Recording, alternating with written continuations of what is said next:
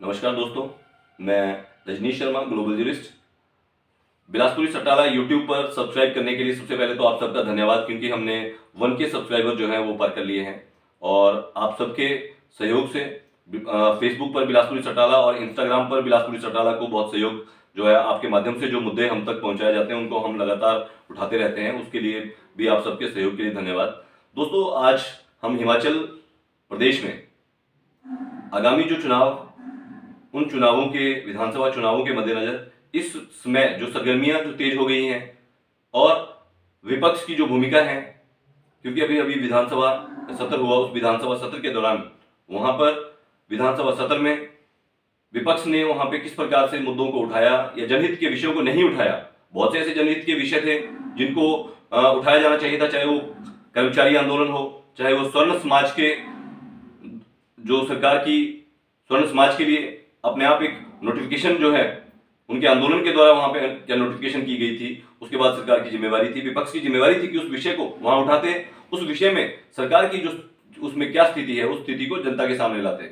लेकिन यह बिल्कुल भी विपक्ष ने अपनी जो जिम्मेवारी है उसको नहीं निभाया। मुकेश अग्निहोत्री जी बहुत कमजोर नेता के रूप में कांग्रेस में इस समय सबसे कमजोर नेता के रूप में मुकेश अग्निहोत्री जी हैं। उनको तुरंत कांग्रेस को हटाना चाहिए। अगर हिमाचल प्रदेश में ये बिखरती हुई कांग्रेस, जो दिन रात इनके जो नेता हैं वो आम आदमी पार्टी तीसरे मोर्चे को बनाने में सहयोग कर रहे हैं, उस प्रकार से इसकी स्थिति बहुत खराब होने वाली है।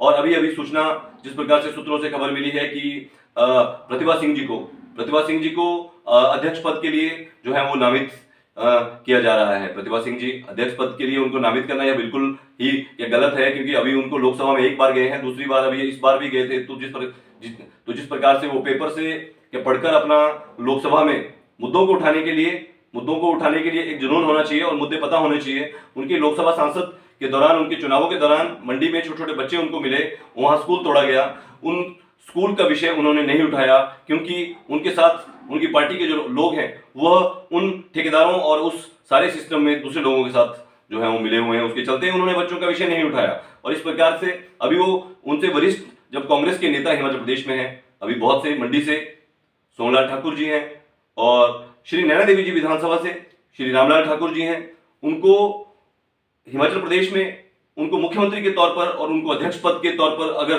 कांग्रेस को बचाना है तो इस प्रकार के नेताओं को आगे जो है वो लाना चाहिए, जो आम जनता से जो जुड़े हुए, जिनका इतना तजुर्बा जो है, इनका इतने वरिष्ठ वो अपने संगठन में रहे हैं, उनको जो है वो कमान जो है सौंपनी चाहिए। लेकिन यह फैसला जो राजीव शुक्ला जी, मैं कुछ दिन पहले जो है राजीव शुक्ला जी से सुन रहा था, वो कह रहे थे कि तीसरा मोर्चा जो है एक टूरिस्ट की तरह है। और राजीव शुक्ला जी खुद भी हिमाचल में एक टूरिस्ट की तरह आते हैं। जब पिछले चुनाव के दौरान वो एक दो बार यहाँ पे दिखे हैं, उसके बाद वो हर साल एक साल बाद वहां यहाँ पे प्रभारी के तौर पर दिखते हैं। तो कांग्रेस जो है इस तरीके से उन्होंने खत्म कर दी गई है, जबकि कांग्रेस के अंदर जो वरिष्ठ नेता है उनको बिल्कुल आगे जो है वो नहीं लाया जा रहा है। मेरा ये क्या गुजारिश रहेगा आप सब लोगों से कि हिमाचल प्रदेश में जो तीसरे मोर्चे की जो संभावनाएं हैं उनमें आप सबको भी सहयोग जो है वो करना चाहिए, क्योंकि इस प्रकार की हालत इन दोनों पार्टियों में है।